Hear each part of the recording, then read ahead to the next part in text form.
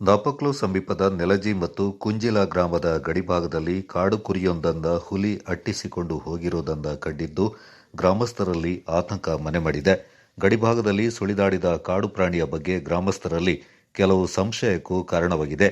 ನೆಲಜಿ ಗ್ರಾಮದ ಅಚ್ಚಾಂಡಿರ ಹಾಗೂ ಕಲಿಯಾಟಂಡ ತೋಟದ ಮಧ್ಯೆ ಬರುವ ಕೊಲ್ಲಿಯ ಬಳಿಯ ಚೇಕುಪು ಅಂಡ ಉಮೇಶ್ ಎಂಬುವರ ಕಾಫಿ ತೋಟದಲ್ಲಿ ಮಂಗಳವಾರ ಬೆಳಿಗ್ಗೆ ಕಾರ್ಮಿಕ ತಮಿಳರ ವೇಲು ಎಂಬಾತ ಕೆಲಸ ನಿರ್ವಹಿಸ್ತಾ ಇದ್ದ ಸಂದರ್ಭದಲ್ಲಿ ಅಲ್ಲೇ ಸಮೀಪದ ಕಾಡಿನಲ್ಲಿ ಕಾಡು ಕುರಿಯೊಂದ ಹುಲಿ ಅಟ್ಟಿಸಿಕೊಂಡು ಹೋಗಿರುವುದನ್ನು ಕಂಡಿರುವುದಾಗಿ ಉಮೇಶ್ ತಿಳಿಸಿದ್ದಾರೆ.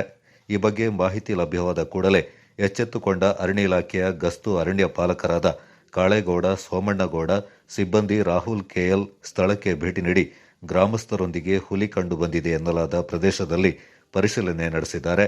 ಇಲ್ಲಿ ಹೊಸದಾಗಿ ನಿರ್ಮಾಣ ಮಾಡಿದ ರಸ್ತೆ ಇದ್ದು, ಹುಡಿ ಮಣ್ಣಿನ ರಸ್ತೆಯಲ್ಲಿ ಕಾಡು ಪ್ರಾಣಿಯ ಹೆಜ್ಜೆ ಗುರುತುಗಳನ್ನು ಸ್ಪಷ್ಟವಾಗಿ ಪತ್ತೆ ಹಚ್ಚಲು ಸಾಧ್ಯವಾಗ್ತಾ ಇಲ್ಲ ಎಂದು ಗಸ್ತು ಅರಣ್ಯ ಪಾಲಕ ಕಾಳೇಗೌಡ ಮಾಹಿತಿ ನೀಡಿದ್ದಾರೆ. ನೆಲಜಿ ಗ್ರಾಮದ ಕಾಫಿ ಬೆಳೆಗಾರ ಮಾಳೆಯಂಡ ಅಪ್ಪಣ್ಣ ಪ್ರತಿಕ್ರಿಯಿಸಿ, ನೆಲಜಿ ಗ್ರಾಮದ ಮಡಿವಾಳರ ಶಾರದಾ ಅವರ ಸಾಕು ನಾಯಿಯನ್ನ ವಾರದ ಹಿಂದೆ ಪ್ರಾಣಿಯೊಂದು ಕಚ್ಚಿಕೊಂಡು ಹೋಗಿದ್ದು, ಇದು ಚಿರತೆ ಆಗಿರಬಹುದೆಂದು ಸಂಶಯ ವ್ಯಕ್ತಪಡಿಸಿದ್ದಾರೆ. ಮಾತ್ರವಲ್ಲದೆ ಸಮೀಪದ ಮಲ್ಮ ಬೆಟ್ಟದಲ್ಲಿ ಚಿರತೆಯ ಹಿಕ್ಕೆಯನ್ನ ಗ್ರಾಮಸ್ಥರು ನೋಡಿದ್ದಾರೆಂದು ತಿಳಿಸಿದ್ದಾರೆ.